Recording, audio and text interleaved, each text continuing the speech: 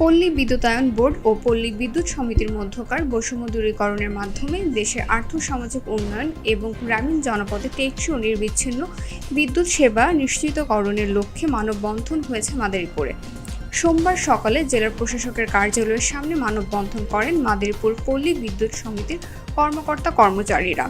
গ্রাহক সেবার মান উন্নয়ন, উন্নত কর্মপরিবেশ নিশ্চিতের মাধ্যমে কর্মকর্তা-কর্মচারীদের সন্তুষ্টি, স্বচ্ছতা ও জবাবদিহিতা বৃদ্ধি এবং টেকসই বিদ্যুৎ বিতরণ ব্যবস্থা বিনির্মাণের সকল বৈষম্য দ্বৈত নীতির অবসানপূর্বক REB প্রভিস একীভূত করে অন্যান্য বিদ্যুৎ বিতরণ সংস্থার মতো রিফর্ম করার প্রতিশ্রুতির কথা জানিয়ে মানববন্ধন থেকে সকল চুক্তিভিত্তিক ও অনিয়মিত কর্মচারীদের নিয়মিত করার দাবি জানানো হয়।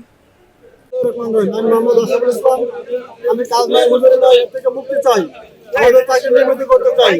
আমরা দীর্ঘ 15-20 বছর ধরে একভাবে কাজ করে আসছি, আমাদের শুধু হাজিরা থেকে আমাকে রাখা হয়। পল্লী বিদ্যুতায়ন বোর্ড এবং পল্লী বিদ্যুৎ সমিতির মধ্যকার বৈষম্য নিরসন এবং পল্লী বিদ্যুতায়ন কার্যক্রম সংস্কারের দাবিতে আজকে আমরা শান্তিপূর্ণভাবে গ্রাহক সেবা চালু রেখে মানববন্ধন কর্মসূচি পালন করতেছি।